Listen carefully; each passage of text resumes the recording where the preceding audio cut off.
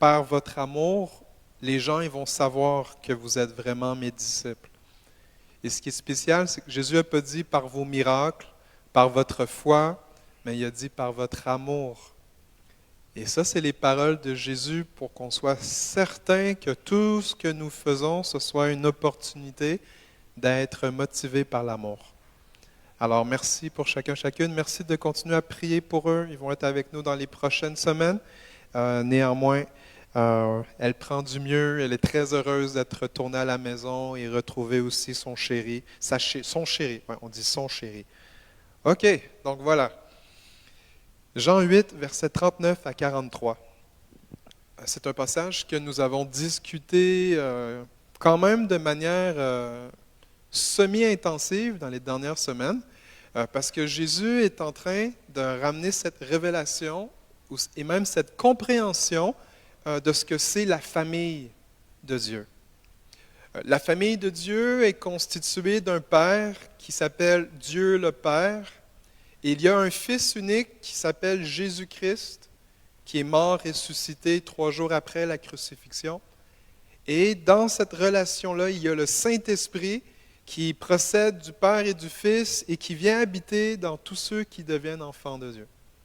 Donc, Jésus est venu sur la terre pour pardonner les pécheurs de toutes leurs fautes, pas juste pour qu'ils soient pardonnés, mais pour qu'ils puissent être adoptés dans la famille de Dieu.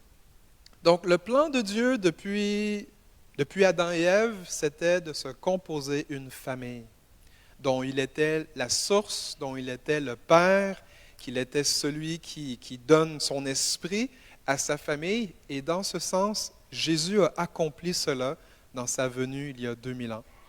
Jésus est venu pour que le Père puisse avoir une famille et que dans cette famille, eh bien, les frères et sœurs de Jésus allaient devenir comme Jésus, le modèle, et que le Père allait avoir des petits Jésus, des petites Jésus répandus sur toute la terre et que les nations allaient réaliser que le bon Dieu, c'est un bon Dieu avec une bonne famille, puis que les gens, en les voyant, ils allaient dire, moi aussi, je veux faire partie de cette famille-là. Parce que tout le monde est invité à être adopté dans sa famille.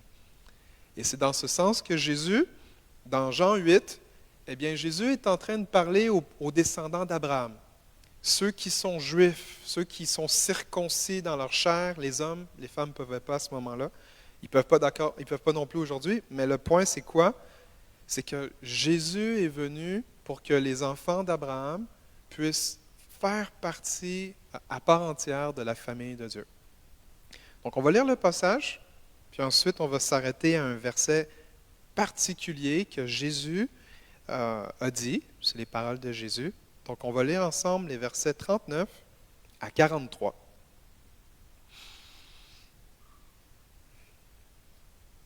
Donc, Jean 8, verset 39.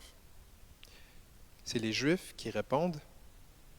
Et ils lui répondirent, « Notre Père, c'est Abraham. » Jésus leur dit, « Si vous étiez enfants d'Abraham, vous feriez les œuvres d'Abraham. Mais maintenant, vous cherchez à me faire mourir, moi qui vous ai dit la vérité que j'ai entendue de Dieu. Cela, Abraham ne l'a point fait. Vous faites les œuvres de votre Père. » Ils lui dirent, « Nous ne sommes pas des enfants illégitimes. Nous avons un seul Père, Dieu. » Jésus leur dit, « Si Dieu était votre Père, vous m'aimeriez. Car c'est de Dieu que je suis sorti et que je viens. Je ne suis pas venu de moi-même, mais c'est lui qui m'a envoyé. Pourquoi ne comprenez-vous pas mon langage? Parce que vous ne pouvez écouter ma parole. » On va arrêter la lecture ici, puis on va prier.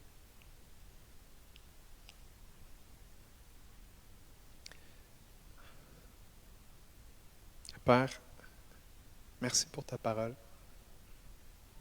Merci pour la parole écrite. Seigneur Dieu, ce matin, je te demande que cette parole écrite puisse devenir esprit et vie pour nos âmes, pour nos cœurs. Père éternel, je te prie afin que tu nous donnes l'onction aujourd'hui. Père, pour recevoir la parole de Dieu. Également pour communiquer la parole de Dieu. Également, Père, pour la vivre. Pour la mettre en pratique. Et que tu sois loué et glorifié par cette parole. Merci pour tout, Jésus. Amen. Donc, pour faire un bref résumé, dans les dernières semaines, en particulier dimanche dernier, nous avons parlé que les Juifs de l'époque, parce qu'ils avaient l'étiquette d'être un descendant d'Abraham, ils croyaient qu'automatiquement, ça faisait d'eux des enfants d'Abraham. Puis ce qu'on a réalisé, c'est que ce qui fait en sorte que tu appartiens à une famille, eh bien, c'est ta ressemblance avec le Père. Ce n'est pas le titre, ce n'est pas le nom de famille. C'est si tu ressembles à ton Père, c'est ce qui va expliquer que ton Père est vraiment ton Père, parce qu'il y a une ressemblance. Et au verset 41-42, si notre emphase va être énormément dans ce passage, les gens vont dire à Jésus qu'ils ne sont pas des enfants bâtards, ils ne sont pas des enfants qui sont nés en dehors du mariage. Non, c'est pas ça qu'ils disent. Ils disent ça, on n'est pas ça, nous. Et là, ils vont réclamer, nous avons un seul Père, Dieu. Et ça, c'est merveilleux de pouvoir affirmer ça, dire, waouh, Dieu est notre Père. Chacun d'entre nous, il est arrivé un moment où est-ce que nous avons cru l'Évangile et nous avons réalisé, à cause de la parole de Dieu et du témoignage de l'Esprit dans nos cœurs, que nous étions devenus enfants de Dieu. Et c'est une merveilleuse expérience parce qu'à ce moment-là, on ne vit plus comme des orphelins, on ne vit plus comme si on était tout seul dans le monde entier. Nous savons que notre Père veille sur nous, qu'il prend soin de nous et qu'il nous protège, qu'il nous aime et qu'il pourvoit à tous nos besoins. Donc quand nous sommes dans la famille de Dieu, eh bien cela implique que nous savons que Dieu va bien prendre soin de nous parce qu'il nous aime. Donc les gens de l'époque, parce qu'ils sont allés à la synagogue, parce qu'ils sont allés dans les classes religieuses de l'époque, ils ont fait les choses religieuses nécessaires. Et alors qu'on leur a appris, par théorie, vous êtes des enfants de Dieu, ils vont dire à Jésus, nous avons un seul Père, Dieu.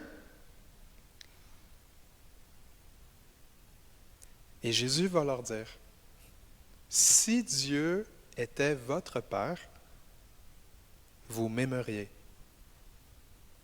Car c'est de Dieu que je suis sorti et que je viens. Je ne suis pas venu de moi-même, mais c'est lui qui m'a envoyé. Donc le message d'aujourd'hui repose énormément sur le verset 42. Si Dieu était votre Père, vous m'aimeriez. Et ça l'amène la question concernant ce que Jésus dit, c'est est-ce que ceux qui aiment le Fils, est-ce que c'est eux les vrais enfants de Dieu?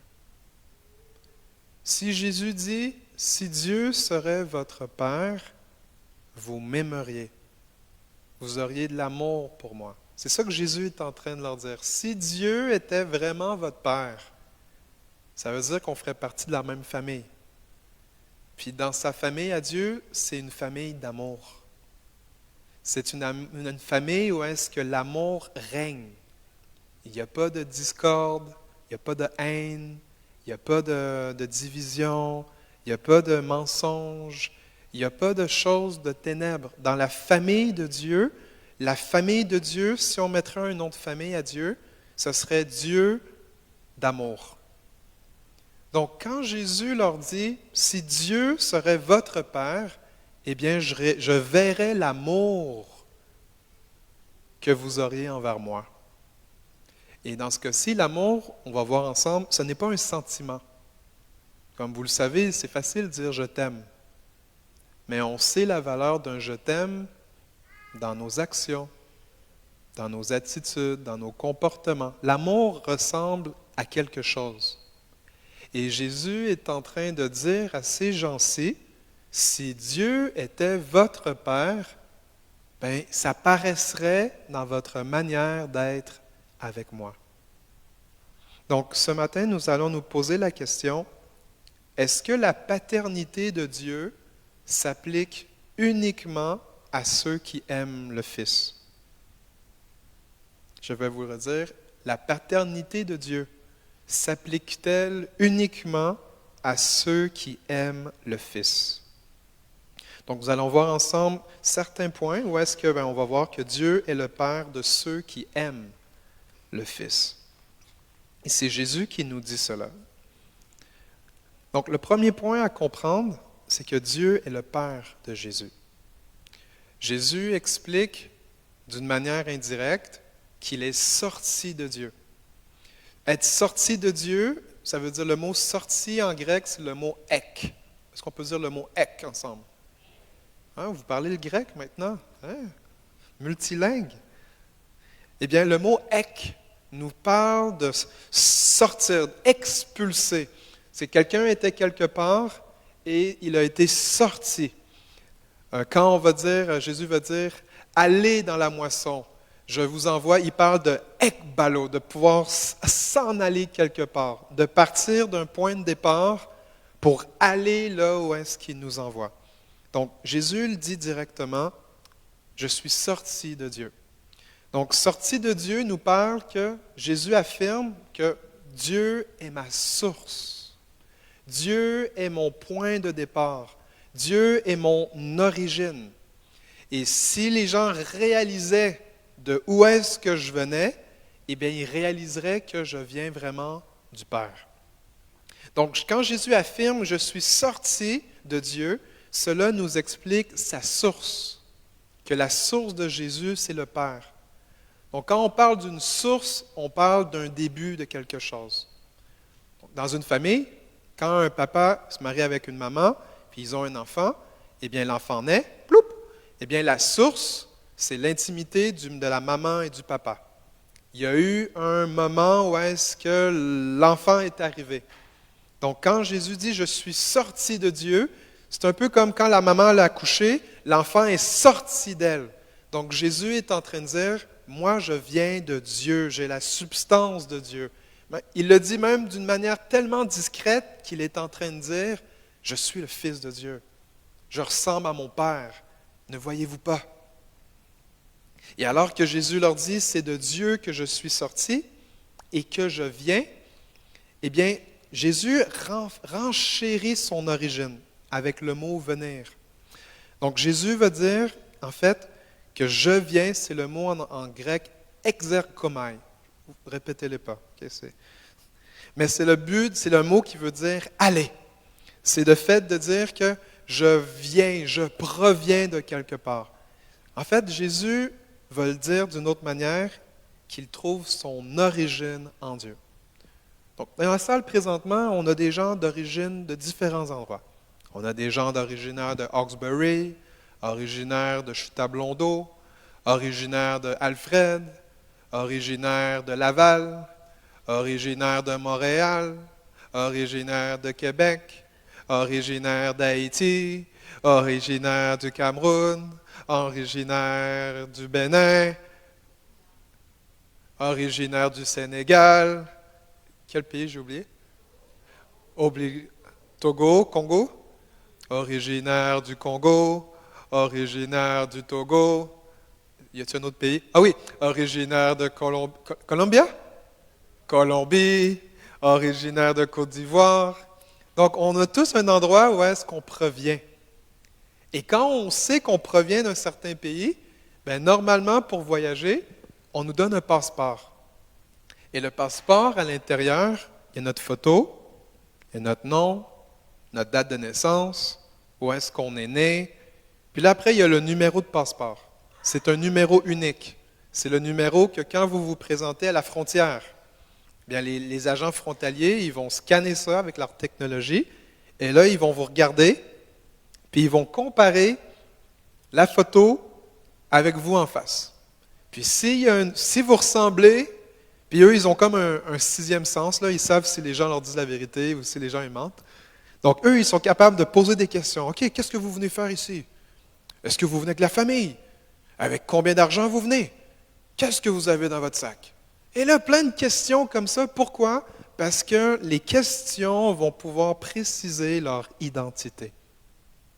Donc, quand Jésus nous dit ici, c'est de Dieu que je viens, cela veut dire, c'est de Dieu que je trouve mon origine. Jésus est en train de leur dire, j'ai quitté le pays du ciel pour venir avec vous ici. Et voici ma preuve, le Père. Le Père qui m'a envoyé. C'est ça, Jésus, sa lettre de créance, son passeport, ce sont les œuvres qu'il a pratiquées. Jésus va dire plusieurs fois dans l'évangile de Jean, si vous ne croyez pas mes paroles, croyez au moins à cause de mes œuvres. Vous m'avez vu faire. Voici, imaginez ça. Imaginez Jésus qui parle avec ces gens, puis il vient de leur dire, si Dieu était votre Père, ben, on aurait le même passeport. Si Dieu était votre Père, on aurait le même nom de famille. Si Dieu était votre Père, quand on ouvre le passeport, ça dirait le nom même, ça dit même le nom des parents sont dans le passeport. On saurait qu'on vient de la même place. Mais les gens de l'époque, ils disent avoir le passeport, mais en réalité, ils ne l'ont pas. Et Jésus est en train de les aider à comprendre. Celui qui a le passeport du ciel, c'est lui. Jésus leur démontre son identité.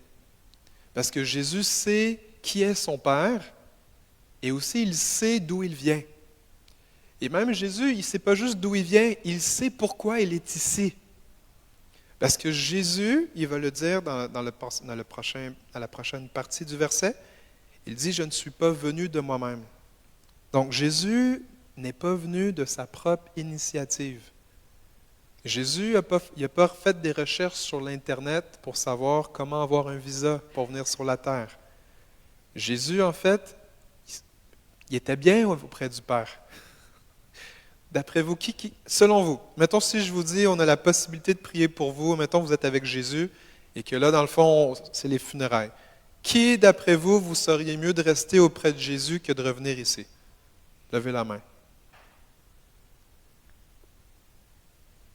All right. Fait que Jésus a quitté le meilleur endroit qui existe dans tout l'univers, puis il dit, je ne suis pas venu de ma propre initiative. Il ne dit pas qu'il ne voulait pas venir. Ça, on sait, Jésus aime ce que le Père aime. Jésus veut ce que son Père veut. Mais ce qu'il explique, c'est que sa volonté, c'est de faire la volonté de son Père et non la sienne.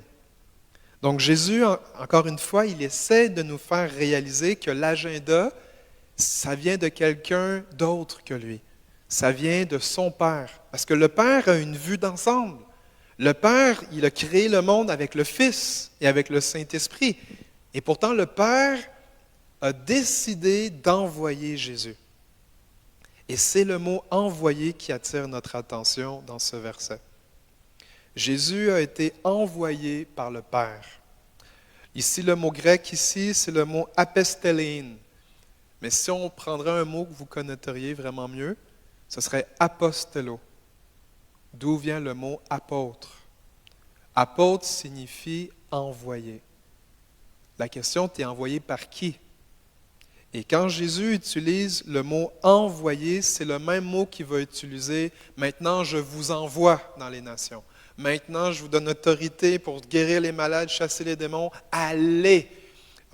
Paul va parler également que c'est le Saint-Esprit qui a mis à part Barnabas et moi et qui nous a envoyés. Apostello, apôtre. Et le mot apôtre, souvent, je n'ai pas prévu ça de vous le dire là maintenant, mais le mot apôtre, c'est quoi? C'est que tu es envoyé pour représenter la personne qui t'a envoyé. En très simple. Et dans l'époque de Jésus, c'était la monnaie courante. Quand un roi voulait aller voir un roi, le roi ne se déplaçait pas. Il envoyait une délégation de sa part pour aller parler à un roi. Le mot apostello ou apôtre, c'est comme le mot ambassadeur.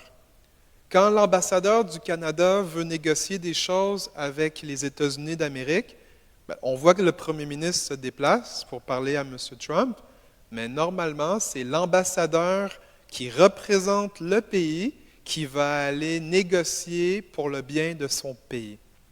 Donc, quand Jésus utilise cela, Jésus il décrit qu'il vient de son Père, son origine, sa source, mais également il décrit que ce qu'il est venu faire, ça lui a été donné par quelqu'un d'autre. Et ce quelqu'un d'autre, c'est Dieu. Et le mot « envoyer » ici, c'est dans la conjugaison de l'aoriste. Donc, l'aoriste, c'est quelque chose qui a commencé dans le passé, qui continue dans le présent et qui va se poursuivre dans le futur. Donc, c'est un temps de verbe que nous n'avons pas en français, ni en anglais, ni en espagnol. Par contre, dans le grec, il est là. Et ce que ça signifie, c'est que Jésus est en train de dire, avant même qu'on se parle, le Père m'avait déjà décidé de m'envoyer. Aujourd'hui, quand je vous parle, il a encore décidé de m'envoyer et dans le futur, il continue encore de décider de m'envoyer.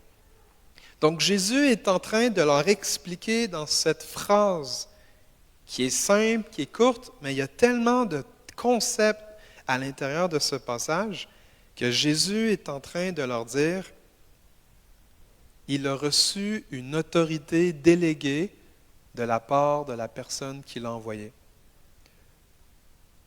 Un autre mot qu'on pourrait prendre, c'est une représentation légale, une procuration. Qui a déjà écrit une procuration? Donc, une procuration, c'est, admettons, tu ne peux pas te déplacer quelque part. Fait que tu dis ton nom, je sous-signe telle personne qui habite à tel endroit, sa date de fête, de prendre des décisions comme si c'est moi qui les prenais. Donc, le mot ici, m'a envoyé, c'est ce que ça signifie. Ça parle que Jésus a été envoyé par son Père pour le représenter sur la terre, pour venir représenter dans les affaires de la terre. Est-ce que ça va tout le monde? Donc, dans ce passage, on comprend que Jésus, c'est le Fils de Dieu, seulement basé sur la déclaration de ce que Jésus a dit. Puis on pourrait peut-être dire, OK, mais qu'est-ce qui nous confirme que Jésus, c'est vraiment lui, le Fils de Dieu? En fait, on pourrait faire une liste des tableaux de faits, d'évidence, mais ultimement, ça repose sur un acte de foi. On ne peut pas connaître le Fils si le Père ne nous l'a pas révélé. Pour suivre Jésus, on peut seulement le suivre parce qu'on a reçu une révélation de lui. On ne peut pas suivre Jésus dans notre propre raisonnement humain. Quand on fonctionne comme cela, eh bien, on embarque sur nos propres forces. Dans le fond, on essaie d'appliquer ce que Jésus nous dit par nous-mêmes, par notre compréhension, par nos propres moyens. Mais quand on suit Jésus dans nos propres forces, on ne vit pas dans l'héritage d'un enfant de Dieu. Un enfant de Dieu peut suivre Jésus pas par ses propres forces, pas par son intelligence, mais par l'Esprit de Dieu. Parce que l'Esprit de Dieu est donné à tous ceux et celles qui sont devenus enfants de Dieu. Donc, humainement, ce n'est pas possible d'être un enfant de Dieu. Parce que le standard est tellement élevé. Faire partie de la famille de Dieu, une famille royale, il y a des protocoles, il y a des règles à suivre, il y a des comportements à avoir, des comportements à ne pas avoir, parce qu'on fait partie de la plus haute famille qui n'a jamais existé dans tout l'univers, la famille de Dieu. Donc, quand Jésus est là, il essaie de leur dire, « Mes amis, vous dites que Dieu est votre Père, mais voici notre problème en ce moment, chers amis, c'est que je viens de lui, c'est ma source, vous ne semblez pas le croire, j'ai mon passeport qui prouve mon origine, vous ne me croyez pas, puis en plus de ça, je suis là pour le représenter, comme si c'est lui qui était là, mais vous ne recevez pas qu'est-ce que j'ai à vous offrir. » Et c'est pour ça que Jésus va leur dire, « Si Dieu était votre Père, vous m'aimeriez. » Si Dieu était votre Père, vous m'accueilleriez, vous me recevriez, vous m'accepteriez. Parce que quand Dieu devient ton Père, automatiquement, tu vas aimer son Fils. Et on retrouve cette histoire, ce que Jésus dit, on le retrouve sous une forme de parabole. C'est dans Matthieu 21. C'est un long passage, on ne lira pas tout, mais c'est à partir des versets 33 à 46. Jésus essaye, dans l'évangile de Matthieu, d'expliquer cette vérité que Dieu l'a envoyée. Il essaie de l'expliquer aux gens de l'époque et il le fait cette fois-ci sous une forme de parabole. Écoutez bien. Jésus qui dit « Écoutez une autre parabole ». Il faut vraiment écouter. Il y avait un homme, maître de maison, qui planta une vigne. Il l'entoura d'une haie, il creusa un pressoir et bâtit une tour. Puis il l'afferma à des vignerons. Affermer, c'est louer, prêter. Donc, il a prêté sa vigne, il a prêté à des gens et il a quitté le pays. Verset 34. Lorsque le temps de la récolte fut arrivé, le propriétaire envoya ses serviteurs vers les vignerons pour recevoir le produit de sa vigne. Les vignerons, s'étant saisis de ses serviteurs, battirent l'un, tuèrent l'autre et lapidèrent le troisième. Il envoya encore d'autres serviteurs, en plus grand nombre que les premiers, et les vignerons les traitèrent de la même manière. Verset 37. Enfin, il envoya vers eux son fils, en disant, « Ils auront du respect pour mon fils. » Mais quand les vignerons virent le fils, ils dirent entre eux, « Voici l'héritier, ou voici le choisi. Venez, tuons-le et emparons-nous de son héritage. » Et ils se saisirent de lui, le jetèrent hors de la vigne et le tuèrent. Donc Jésus est en train de parler de lui sans parler de lui-même. On se souvient dans le passage que nous avons lu tantôt, Jésus leur dit, « Vous essayez de me faire mourir. » Et en d'autres mots, ici, Jésus leur dit, le Père s'attend à ce que les gens respectent son Fils. Dieu s'attend à ce que les gens vont recevoir son Fils. Et alors que le Fils est arrivé, il n'a pas été aimé. Son Fils n'a pas été respecté. Son Fils n'a pas été honoré comme étant le Fils de son Père. Alors Jésus, au verset 40, leur pose la question. Lorsque le maître de la vigne, le propriétaire, y viendra, selon vous, que fera-t-il de ces vignerons? Puis là, on a une version l'an 30 après Jésus-Christ. Et on n'est pas 2025 avec toutes les règles, etc. Donc, voici ce que les gens vont répondre à Jésus. Ben, écoute Jésus, il fera périr misérablement ces misérables.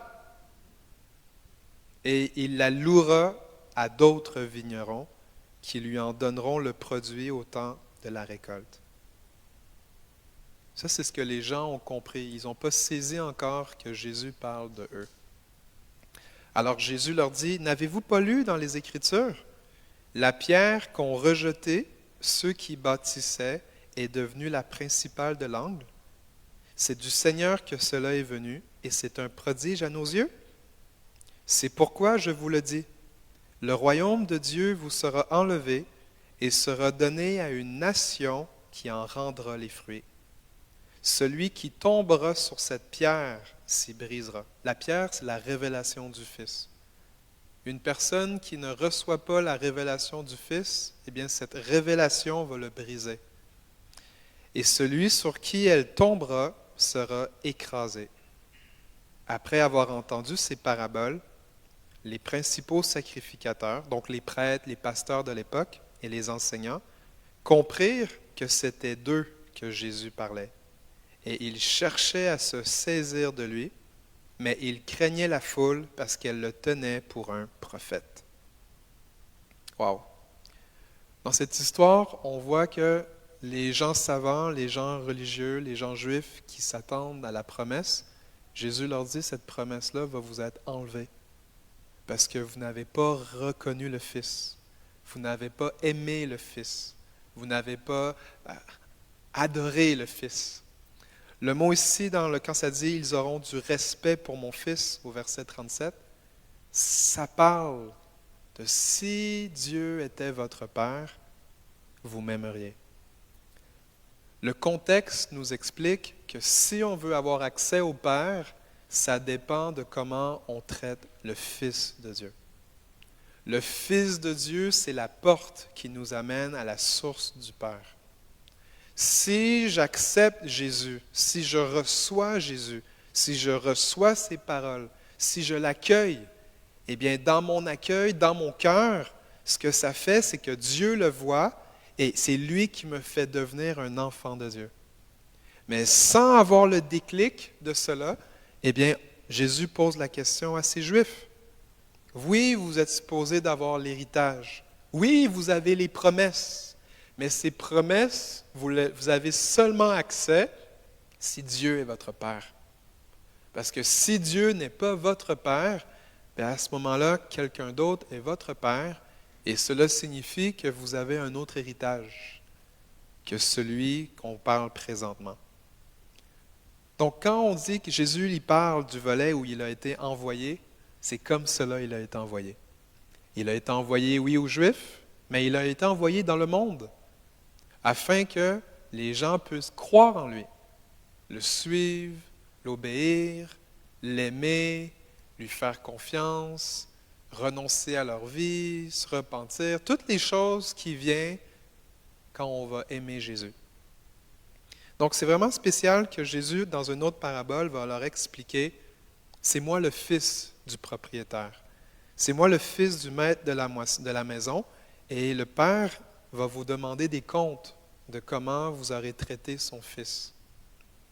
Donc, on peut arriver à la conclusion qu'alors que Jésus utilise le même mot envoyé, envoya, apostélène, apostello, dans la conjugaison, ça nous parle que Jésus a reçu un droit légal de représenter son Père dans le passé, dans le présent et dans le futur.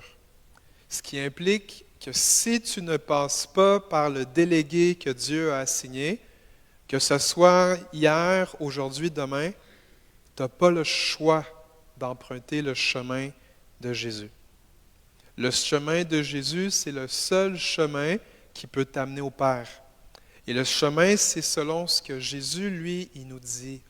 Et c'est pour ça qu'on veut, chacun d'entre nous, et on parle de cela depuis ce matin, nous voulons honorer le Fils. Nous voulons le célébrer, nous voulons l'aimer, nous voulons le contempler. Et c'est dans ce sens que Dieu est le Père de ceux qui aiment son Fils. Donc, en d'autres mots, quand Jésus va leur dire ceci, « Si Dieu était votre Père, vous m'aimeriez », cela signifie que les gens qui disent appartenir à Dieu, ben, ils vont honorer et respecter Jésus. Ils vont le considérer, ils vont l'accueillir. Et si je le paraphrase dans une version québécoise, française, ontarienne, voici ma traduction personnelle. Si Dieu était votre source, votre origine, comme moi, leur dit Jésus à ces gens, vous m'aimeriez. Si Dieu était votre source, votre origine, comme moi, leur dit Jésus, vous me respecteriez. Si Dieu était votre source, votre origine, comme moi, leur dit Jésus, vous me connaîtriez.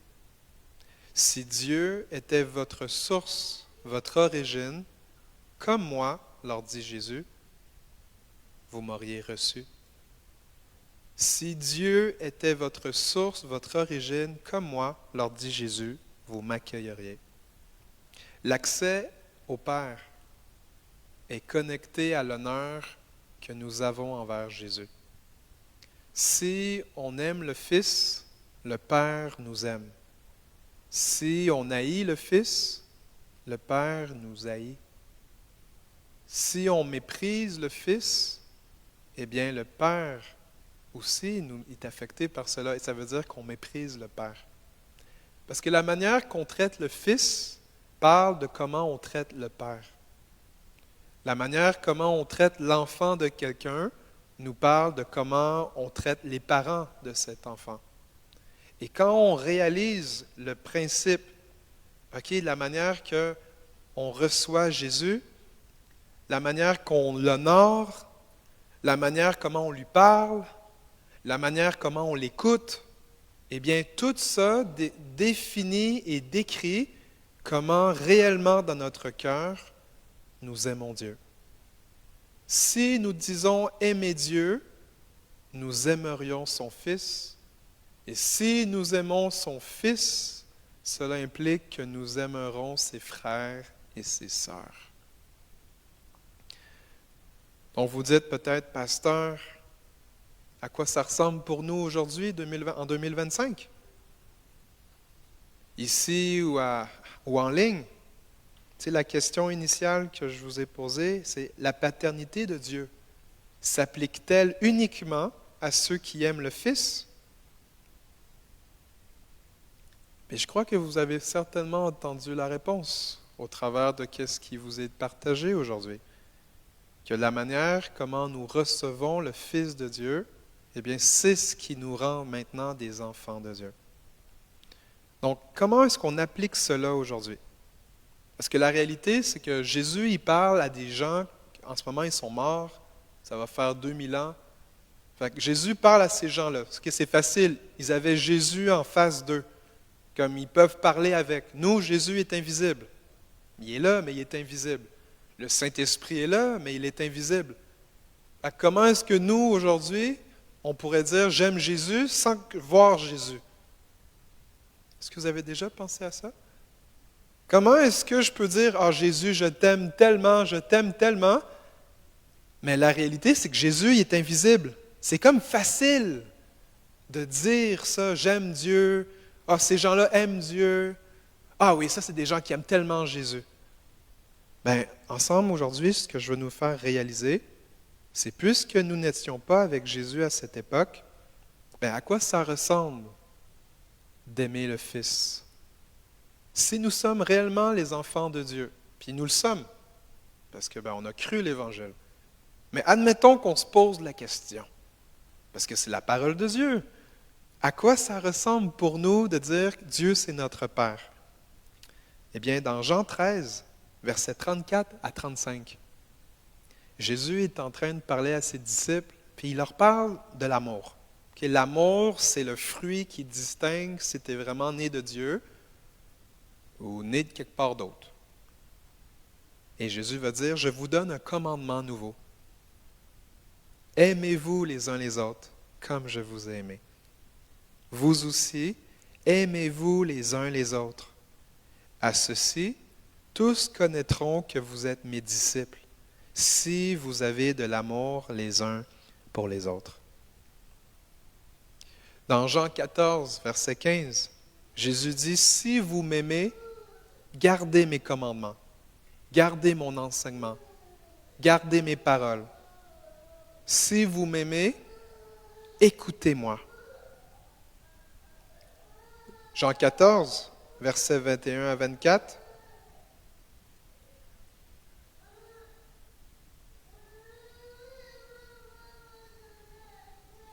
Il voulait aller jouer. Désolé. Bon, ses parents sont là. Vous voyez comment les parents, ils entendent leur enfant pleurer, ils vont prendre soin d'eux. Imaginez-vous quand vous pleurez, à quel point Dieu est proche de vous. Souvent, quand on parle de la famille de Dieu, on peut tellement rentrer dans un... Puis ça, c'est nos déformations à cause qu'on peut avoir grandi dans l'Église. Mais on pense qu'enfant de Dieu, c'est juste le fait de venir à l'Église. Mais la réalité, c'est qu'une famille, c'est plus qu'un bâtiment, c'est plus qu'un projet. La famille, c'est comme, OK, si Dieu, c'est mon Père, ça veut dire qu'il m'aime. Ça veut dire que si j'ai besoin d'aide, il va venir m'aider. Puis ça veut dire, si je suis dans une famille, ça veut dire que mes frères et sœurs, ils ont le même Père que moi. Puis si on a tous le même Père, puis que nous, on aime le Fils qui nous a rendus des enfants de Dieu, ça veut dire qu'on va s'aimer. C'est tout ça que ça veut dire.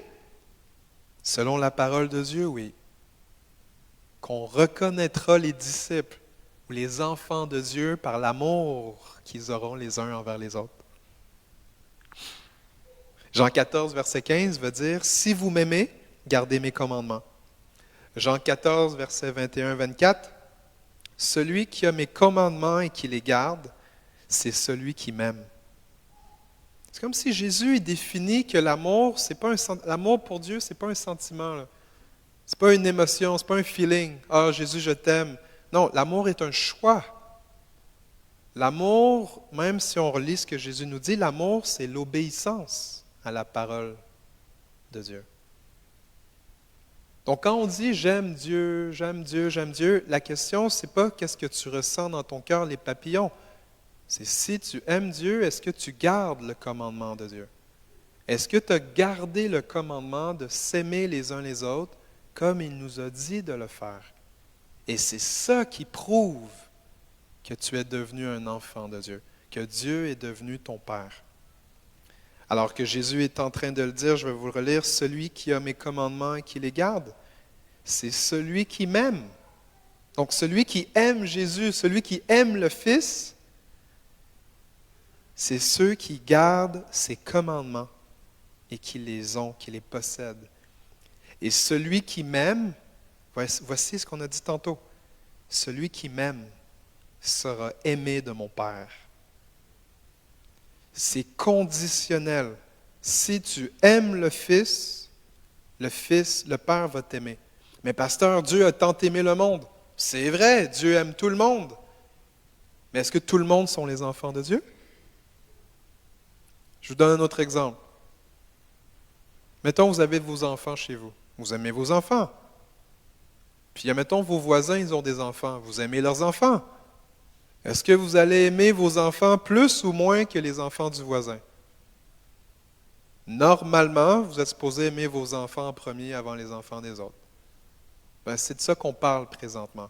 Comme Dieu a tellement aimé le monde qu'il a donné son Fils. Juste ça, c'est la démonstration que Dieu aime tout le monde. Mais le fait de dire maintenant nous sommes enfants de Dieu, c'est quelque chose d'autre. Ça parle d'accès. Ça parle de proximité. Ça parle de ressemblance. Ça parle, OK, tel père, tel fils.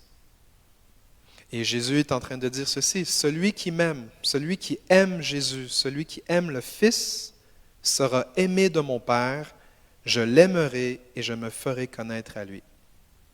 Un des disciples, Jude, pas Judas de l'Iscariote, mais il lui dit, Seigneur, d'où vient que tu te feras connaître à nous et non au monde? Donc vous voyez, il y a une différence.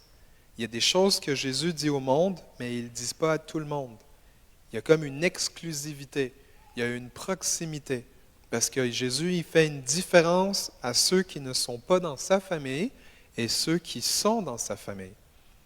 Et Jésus leur répondit, si quelqu'un m'aime, il gardera ma parole et mon Père l'aimera. Nous viendrons à lui et nous ferons notre demeure chez lui. Celui qui ne m'aime pas ne garde point mes paroles, et la parole que vous entendez n'est pas de moi, mais du Père qui m'a envoyé. Donc on retrouve encore une fois dans ce passage le fait que Jésus, il reconnaît c'est le Père qui m'a envoyé, et de la manière comment vous traitez le Fils, eh bien ça va parler de comment vous traitez le Père. Donc c'est magnifique à quel point Jésus veut que l'Église comprenne cela. L'amour dans la famille de Dieu ressemble à quelque chose.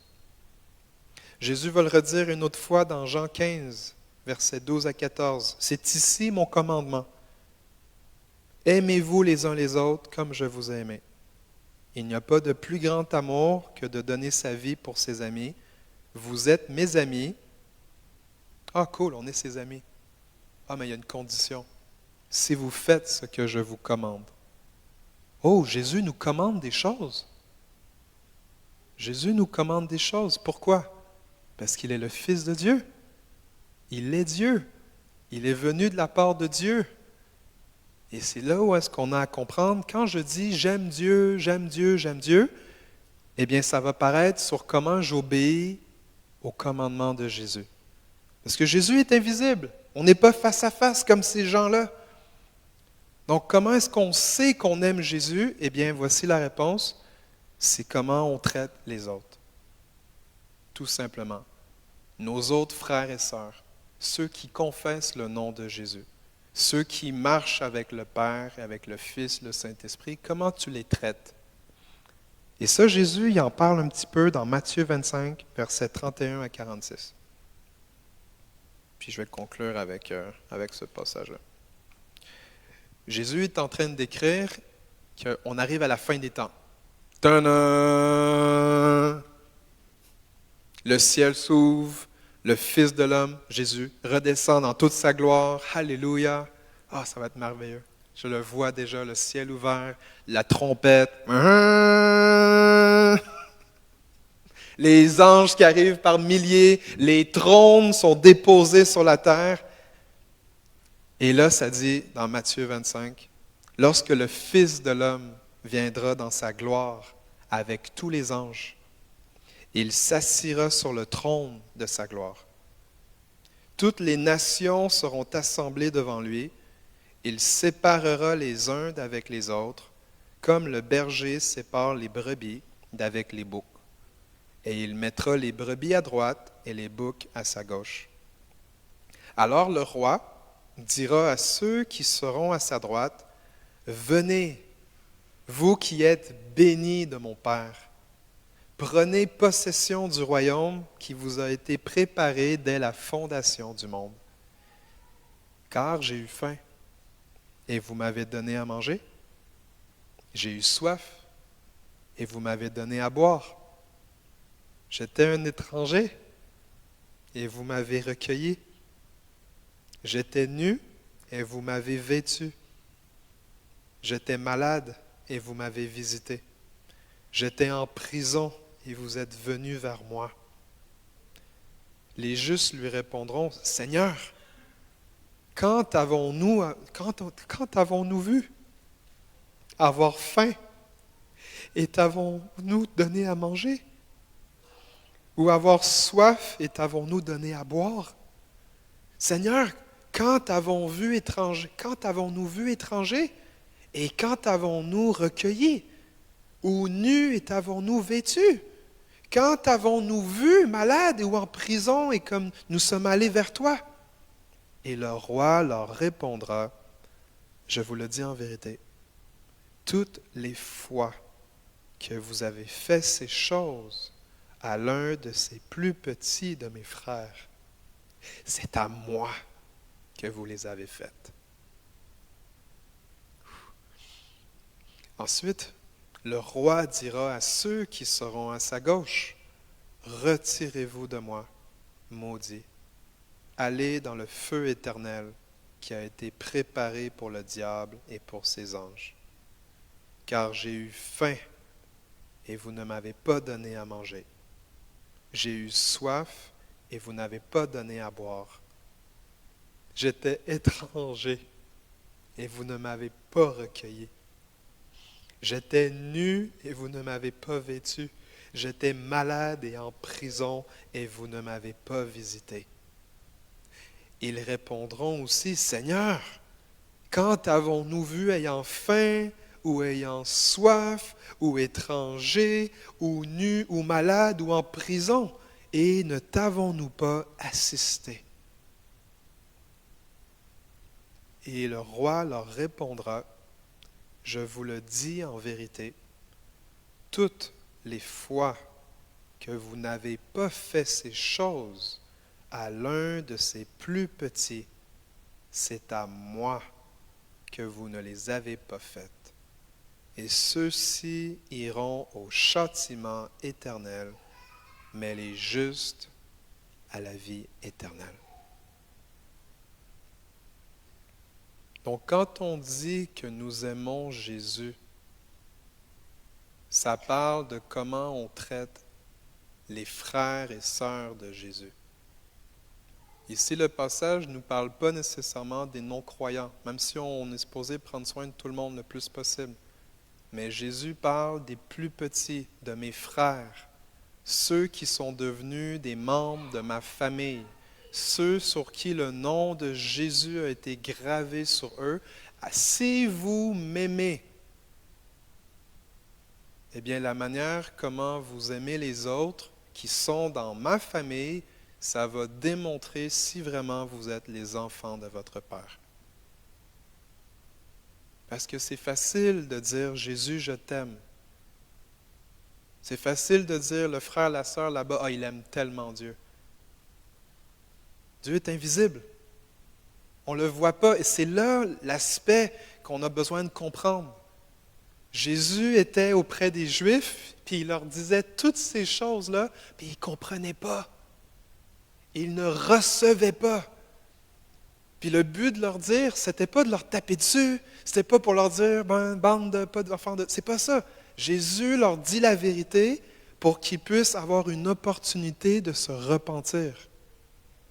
Parce que dans la repentance, en revoyant comment ils pensent, eh bien, ils vont avoir accès à la promesse de Dieu. Ils vont avoir accès aux bienfaits de Dieu. Mais pasteur, Dieu est bon avec tout le monde.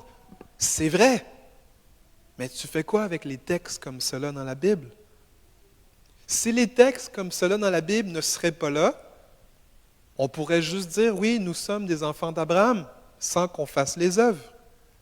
On pourrait juste dire, oui, nous sommes les enfants de Dieu, sans qu'il y ait d'œuvres. Mais depuis que Jésus est venu, Jésus a mis un nouveau commandement. Et c'était pour faire la séparation entre ceux qui sont vraiment les enfants de Dieu et ceux qui ne le sont pas. La paternité de Dieu s'applique-t-elle uniquement à ceux qui aiment le Fils? Selon le témoignage des Écritures, oui. La manière comment on traite nos frères et sœurs confirme que c'est comme cela que nous traiterions Jésus.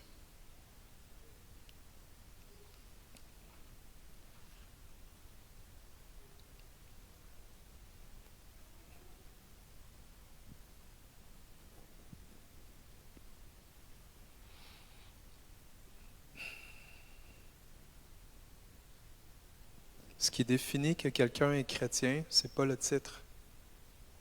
Ce n'est pas ton nombre d'années d'être chrétien. Ce n'est pas écrit dans les choses que Jésus dit. Jésus dit, c'est par l'amour. C'est par l'amour qu'on va reconnaître que tu es un chrétien. C'est par l'amour que tu as pour tes frères et sœurs que ça va démontrer que tu es devenu un enfant de Dieu. Mais pasteur, est-ce que c'est pour dire en tout temps, est-ce que le commandement de Dieu, Jésus l'a annulé? Est-ce que Jésus a dit, aimez-vous les uns les autres quand ça vous tente? Aimez-vous les uns les autres quand vous êtes dans une bonne journée? Aimez-vous les uns les autres quand vous avez de l'argent? Aimez-vous les uns les autres quand vous avez une job? Aimez-vous les uns les autres? Jésus n'a pas dit de condition. La seule condition qu'il nous a dit, c'est aimez-vous de la même manière que je vous ai aimé. Alors la question, c'est est-ce qu'on sait de la manière comment Jésus nous a aimés? Est-ce qu'on réalise comment Jésus nous aime personnellement? Et qu'à la mesure qu'on croit dans son amour, est-ce que c'est possible que c'est ce qui va paraître quand on est avec d'autres frères et sœurs chrétiens?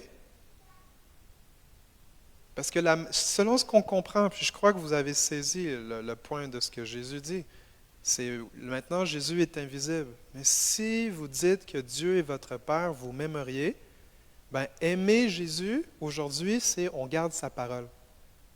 On applique son commandement. Il n'a pas donné beaucoup le commandement à Jésus. Là. Si vous me dites, pasteur, moi j'ai besoin de règles dans ma vie, je suis tellement désorganisé dans ma vie, j'ai besoin d'une règle. Voici la règle. Aimez-vous les uns les autres comme je vous ai aimé. Si tu respectes ce commandement-là, c'est bon. Puis là, on va comme essayer de négocier avec Dieu. On va négocier avec, Jésus, es-tu vraiment en train de dire ça? Là, on va essayer de tordre la parole. On va essayer de le faire dire autre chose. Mais Jésus l'a tellement dit souvent dans le Nouveau Testament qu'il voulait être certain que nous, en 2025, à Hawkesbury, en ligne, dans les nations entières, qu'on comprenne, si Dieu est notre Père, nous allons aimer le Fils, et ça va paraître comment que nous aimons le Fils qui est invisible? Nous allons garder son commandement, et son commandement, c'est « aimez-vous les uns les autres comme je vous ai aimé ». Puis à quoi ça ressemble? Bien, la manière que je traite un frère, une sœur, mon frère, ma sœur, même si je ne les connais pas, même si je ne les ai jamais vus, ou peut-être je les ai côtoyés, peu importe, la manière comment je parle, j'agis, pendant que j'aime, ben Jésus, il dit, c'est comme si c'était moi qui étais là. Et c'est ça qui prouve, quand on arrive au dernier jour, que vraiment nous sommes enfants de Dieu, que nous sommes des justes. Donc, à l'intérieur du passage que nous avons lu ensemble ce matin, eh bien, on réalise que l'amour est vraiment important. En fait, l'amour n'est pas juste important, c'est un commandement.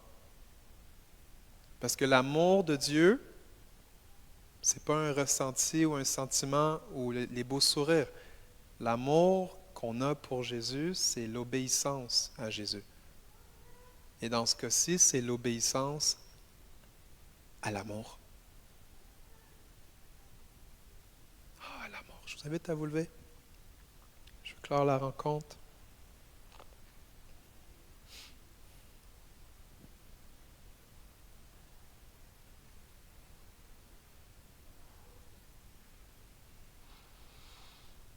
Ah, Jésus, merci pour ta présence.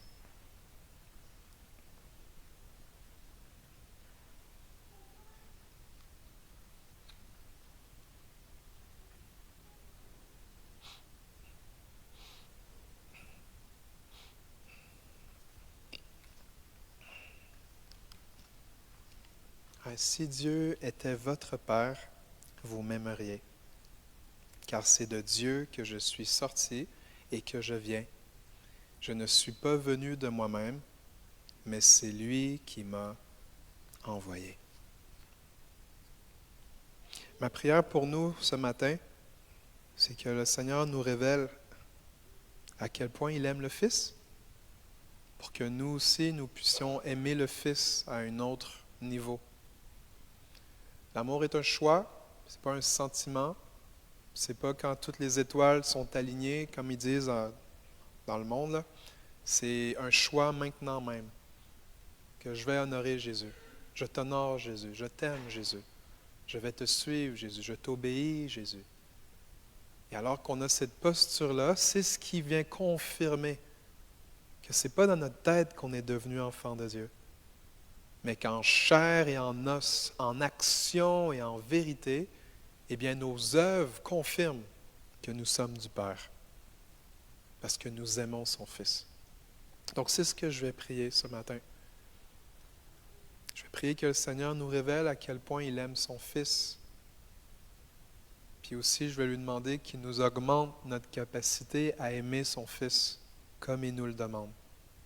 Puis comme ça, on va continuer d'être tous ensemble la famille que Dieu est venu se chercher. Une famille qui demeure à l'adresse de l'amour. Prions ensemble.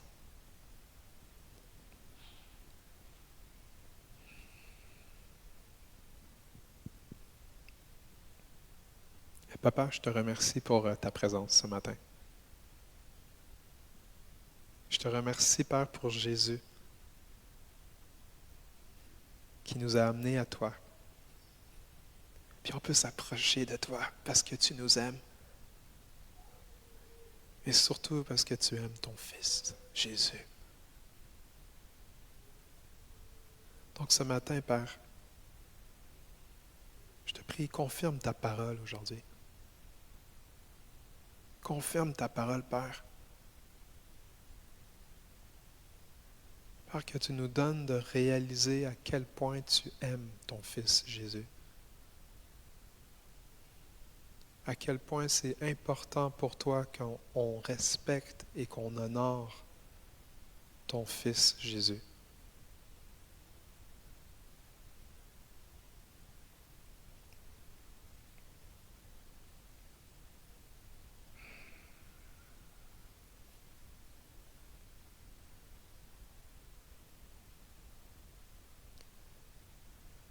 Père, je prie pour l'Assemblée, pour ceux en ligne également, que peut-être dans leur cœur, il y a la conviction du Saint-Esprit qu'ils n'ont pas aimé le Fils, qu'ils n'ont pas honoré le Fils, respecté le Fils à la mesure de la Bible, du standard de la Bible. Et Seigneur Dieu, je prie afin que ton pardon soit relâché.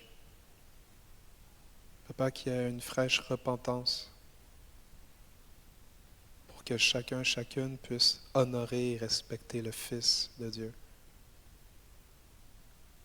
Oui, ce matin, j'applique le sang de Jésus sur tout endroit dans les consciences où est-ce qu'il y aurait de la culpabilité, de l'accusation. Je commande à toute voix mensongère de se taire maintenant, dans le nom de Jésus. Et je veux te déclarer, Jésus t'a pardonné. Jésus t'a pardonné. Alors reçois son pardon ce matin. Seigneur, nous ne pouvons pas t'aimer dans nos propres forces. Nous ne pouvons même pas garder le commandement « Aimez-vous les uns les autres ». Et pourtant, Seigneur Jésus, tu nous l'as commandé. Alors Père, je prie pour chaque personne qui puisse avoir une prise de conscience sur le sérieux du commandement de Jésus, le commandement de l'amour. Papa, je te demande que tu augmentes la crainte de Dieu pour apprécier et honorer ta parole. Seigneur, je te prie pour chacun d'entre nous qui aurait maltraité, ou, Seigneur Dieu, un frère ou une sœur, des gens qui disent être chrétiens, Seigneur Dieu, alors que par ignorance ou par blessure ou par différentes motivations, Seigneur, qu'on leur a fait quelque chose comme si on te le ferait. Seigneur Dieu, je te prie de nous pardonner. Et aussi, Seigneur Dieu, nous pardonnons aussi à tous ceux et celles qui ne nous ont pas aimés comme tu l'as commandé. Ce matin, Seigneur, nous renonçons à toute vengeance, à toute rétribution concernant ces gens, ces frères et sœurs qui ne nous ont pas aimés, comme si c'était toi-même qui étais là. Seigneur Dieu, nous ne gardons pas offense et nous les remettons entre tes mains, toi le juste juge. Et nous te prions, Seigneur Dieu, de bénir chaque frère et sœur, de faire du bien, Seigneur Dieu, à leurs âmes, que chacun puisse te connaître encore plus, et que, Seigneur, pour eux comme pour nous tous ensemble, donne-nous d'apprécier encore plus le Fils. Seigneur Dieu, je te prie pour une fraîche révélation de ton amour ce matin. Seigneur Dieu, je prie pour un nouveau départ, une nouvelle grâce, pour prendre soin de ceux et celles qui font partie de ta famille, en obéissant à ton commandement d'amour. Alors merci Père pour cette matinée. Merci Seigneur de nous accompagner aujourd'hui et à tous les jours, et donne-nous Seigneur Dieu de prouver notre appartenance par notre amour cette semaine et pour toujours. Au nom de Jésus. Amen. Amen. Donc, chers frères et sœurs, que Dieu vous bénisse. Prenez le temps de vous saluer.